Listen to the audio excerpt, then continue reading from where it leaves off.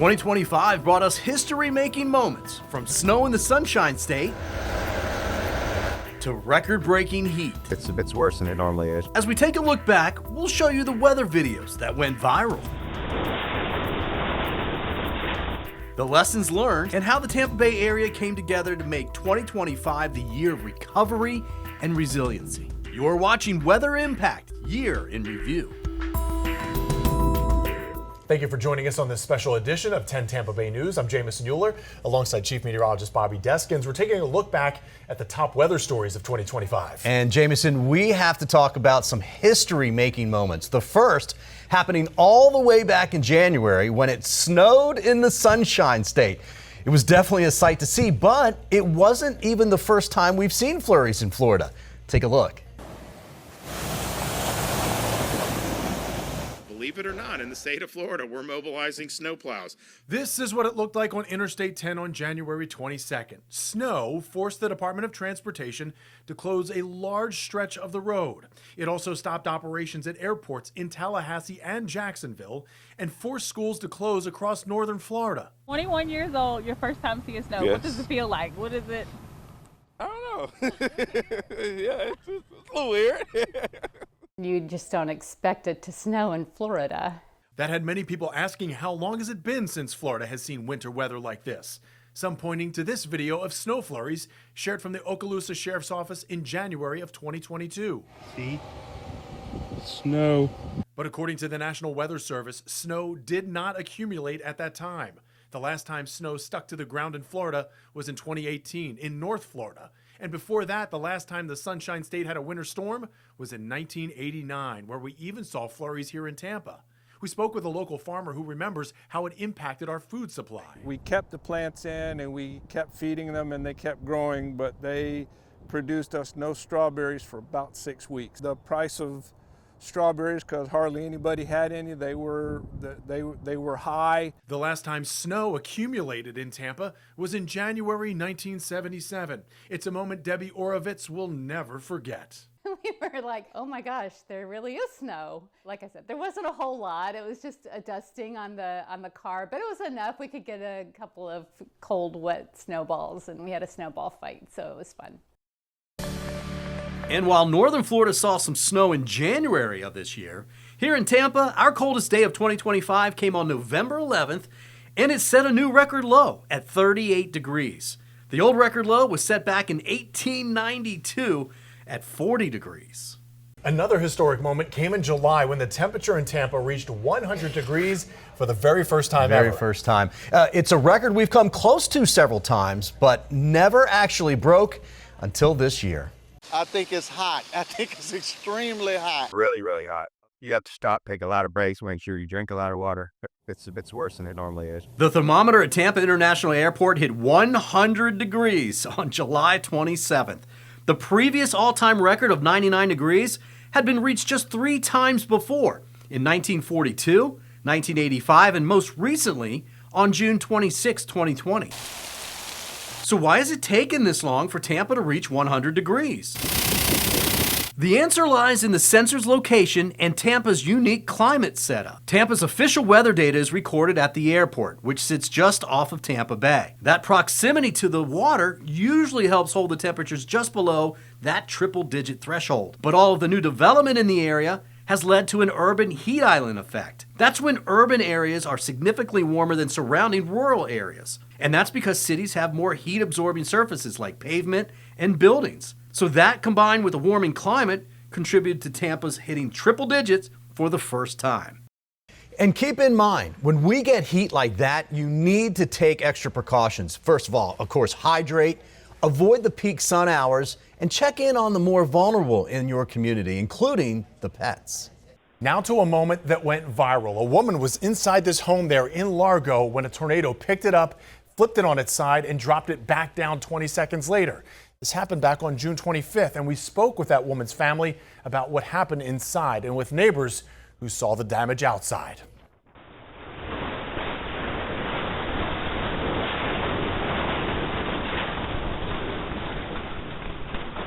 She got like pushed around the house, thrown around everywhere. So she's 76 years old, so doing the best she can at the moment. Deborah Metler's granddaughter stopped by the wrecked house to save what little was left after an EF1 tornado touched down in Pinellas County. It's just a miracle she didn't get crushed. Because if she was in this other room over here, there's a whole bunch of boxes and big items, big furniture, so I don't know what would have happened.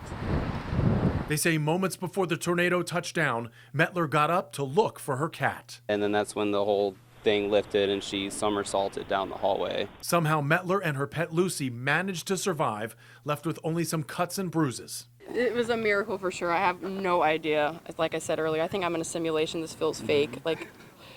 I'm just so happy she's alive. That's the biggest thing. Her home was one of dozens damaged across the Bay Ranch and Ranchero Village mobile home communities. Shot through the top of the ceiling before it ripped out. Nearly a year after Rodney Fryer and his wife moved into this home, a tornado ripped the roof off. Last time I seen my roof, it was headed that way. Caroline Johnson says the neighborhood may never be the same again. Looked out the window, saw the funnel cloud. It was right outside my sliding glass window, and then it was heading that direction. And I went and jumped in the bathtub because I was scared to death. Rick Jilts was one of the hundreds who turned to the Small Business Administration for help paying for repairs. Next thing I know, it exploded. The trailer like somebody had thrown a bomb in there and it just exploded. The only part of my trailer left was my bedroom with a little bit of roof over it. In the days that followed, we saw amazing examples of neighbors helping neighbors. Volunteers put tarps on homes, picked up debris, and donated supplies for people who lost everything. Anything that we can do to help them out, I'm happy to do it because it breaks my heart to see people, that get a surprise visit from Mother Nature like this. This is a stark reminder that tornadoes can happen anytime and anywhere. So it's important to know the difference between a watch and a warning.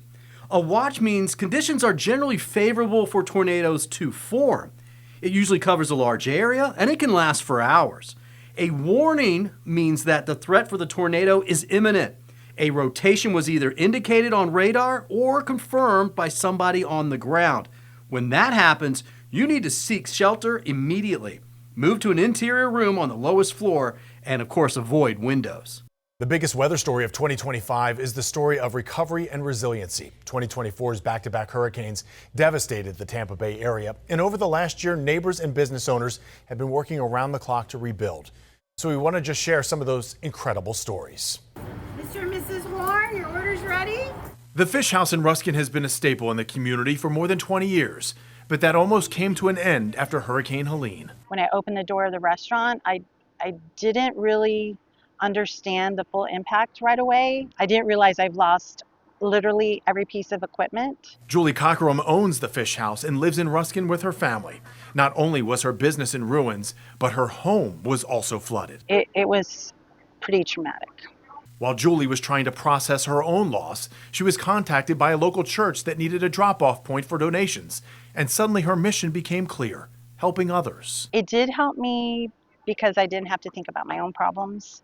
It made you realize it could be worse. In the weeks after the hurricane, Julie says they were able to help thousands of people get basic needs like water, food, diapers, and clothes. And when it was time, those same people returned the favor. Everybody poured in, helping me with funds to get the Fish House running again. With that help, they were able to reopen in January. When we did open, the community just flooded us with a response that was just so overwhelming and so generous. It was a similar story less than 3 miles away at the Ruskin Family Drive-In Theater. Enjoy the movies, hun. Karen and John Freewald have owned the business since the 1950s. It's one of the last standing drive-ins in Florida. Other than hurricanes, we've always been here. The Freewalds evacuated during Milton, but came home to this. Then we came back and saw all the trees down, the fence is gone, the marquee was damaged. The screen was completely gone, fencing. With more than $100,000 in damage, they considered closing it down and finally retiring. But the people in this community had other ideas. It's nice to know that they just don't take us totally for granted, that they do care about the drive-in. So they rebuilt with donations and a substantial personal investment, and the theater reopened in March. We had people that we just barely seen on the show a couple of times that came by here writing checks And they did a tremendous job of getting us open. Over at the Clearwater Marine Aquarium, the doors are back open, but repairs are still being made after floodwaters got inside during Hurricane Helene. It happened while workers were riding out the storm with the animals. Probably about here, water level came up to. I get pretty emotional when we talk about the day that the water was coming in. It was scary. We had absolutely no clue as to what our certainty would be moving forward, what was going to be the future of the aquarium, and how could we care for the animals that we had. As Hurricane Helene churned offshore, the staff at Clearwater Marine Aquarium thought they were ready. The storm appeared to be moving away when suddenly alarms started blaring. We were walking the facility thinking that we had a fire somewhere, and interestingly enough, it was quite the opposite. Water was quickly moving into our facility, coming up the storm drain, so everybody thinks that it would have first come over the seawall, which actually wasn't true. And before repairs could even begin, Hurricane Milton piled on, damaging fencing and lights. All told, losses topped $2.5 million. We had to make the tough decision to furlough staff and put some employment on pause. So we made a number of adjustments, but I'm glad to say that about 90% of the people that we furloughed were able to come back as an employee.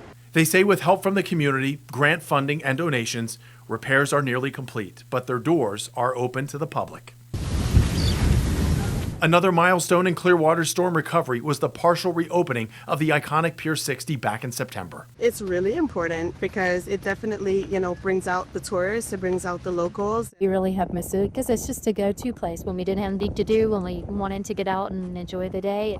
It's nice to have it open again. Over on Treasure Island, the Bilmar Beach Resort reopened. We're back in our lobby, we're back in our offices. 8 of us shared a hotel room for a year, and it's just good to be back to normal. A similar story on St. Pete Beach, as the historic Don Cesar reopened in March, and the Beachcomber Resort and Jimmy B's Bar welcomed back guests in October. All signs of hope as our area continues to rebuild. Very excited. Very excited. Very excited. The hotel is coming back. Across the street is open soon, so we need my customer, local and tourists. Anything helps. While the Tampa Bay area got a break from hurricanes this year, storms impacted parts of the East Coast and devastated communities in the Caribbean. We'll show you the weather impact next.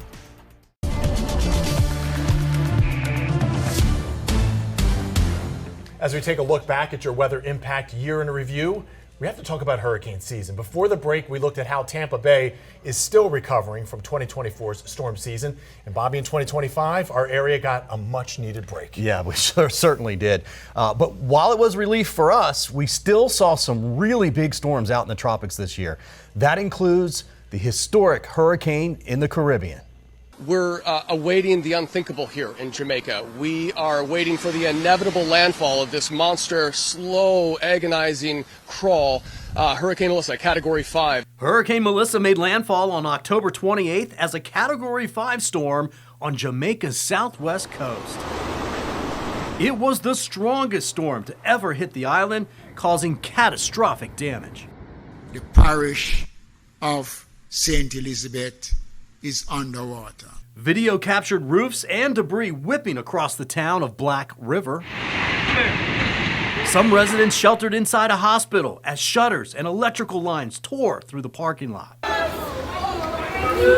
There's scarcely any building or infrastructure that would escape without some form of damage. Melissa also made history as one of the strongest Atlantic storms ever recorded. We have budgeted and we have prepared a certain level of response, but a Category 5 would require support from the international community. And that support continues to pour in, including from groups here in the Tampa Bay area. I don't want to have that feeling of helplessness. I want to help. I want to help. Tampa's Jerk Hut became a donation hub as leaders from multiple local Caribbean community organizations banded together. We are committed to doing and contributing what little we can to support the recovery efforts. Tampa International became a reunification site as veteran-led rescue groups brought Americans back home. We truly thought that we were not going to make it when the roof collapsed. It was the scariest moment, I think, of all of our lives. So we're we're just grateful to be here. We were there supporting our friends for their destination wedding, and we had a few of our belongings with us, but we were all kind of nervous anticipating it, and they kind of stayed relaxed and calm through the whole thing, and they really made sure that, like, we as the guests, even though they stood to lose the most, I think, they were still super just calm.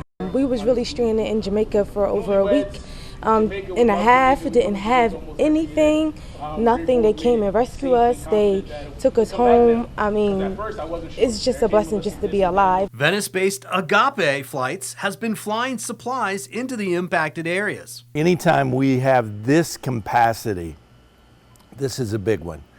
We utilize bigger machinery, larger aircraft. Less than 24 hours after making landfall in Jamaica as a Category 5 storm, Melissa then made landfall in Cuba as a Category 3, before passing through the Bahamas as a Category 1. But it wasn't the only major storm this year. Hurricane Erin is sitting nearly 700 miles off the coast, and yet it is already kicking up the surf. The 2025 hurricane season was only the second time in recorded history that there were more than 2 Category 5 storms in the same season. The last time that happened was in 2005. In August, Hurricane Erin churned in the Atlantic, but never made landfall. Still, it brought dangerous waves to parts of the East Coast. Even though it's going to be hundreds of miles away, we're going to see a lot of water pushed our way. In New Jersey, it caused coastal flooding, road closures, and rip currents. In North Carolina, it shut down the main road through the Outer Banks. And hopefully we'll get it open as quickly as possible, but we're not out of it yet. Got another high tide coming this evening. Those waves also caused a home to collapse in the Outer Banks. Weeks later, several more came down as Hurricanes Umberto and Imelda passed offshore.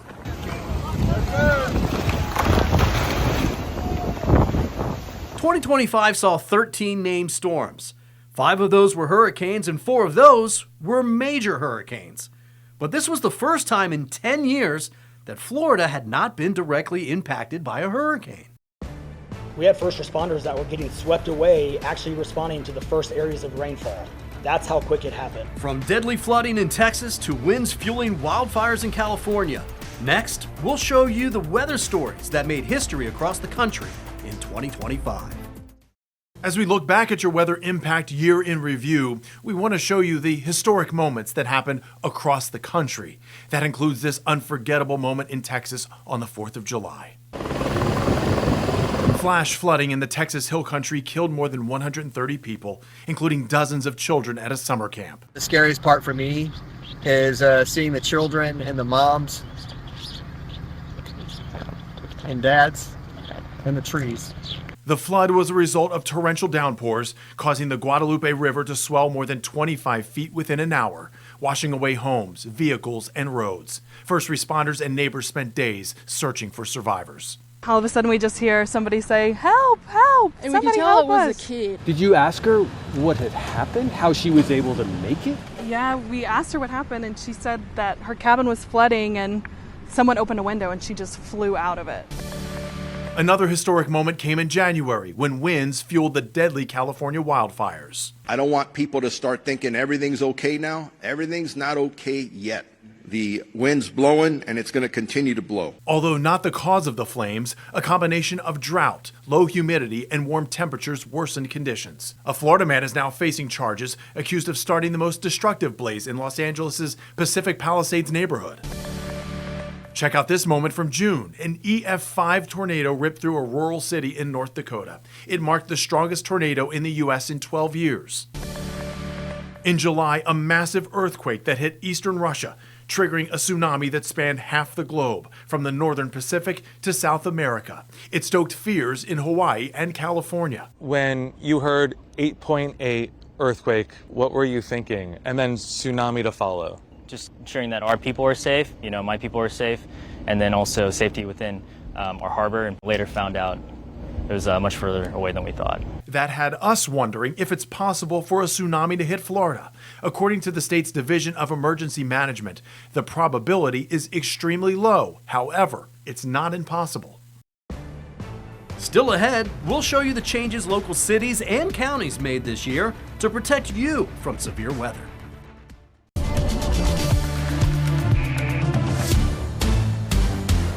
A 2025 was all about lessons learned when it comes to storms. That's why more local municipalities invested in technology to keep you safe. Yeah, that includes adding lightning prediction rods on popular beaches and aqua fences around key infrastructure. Take a look.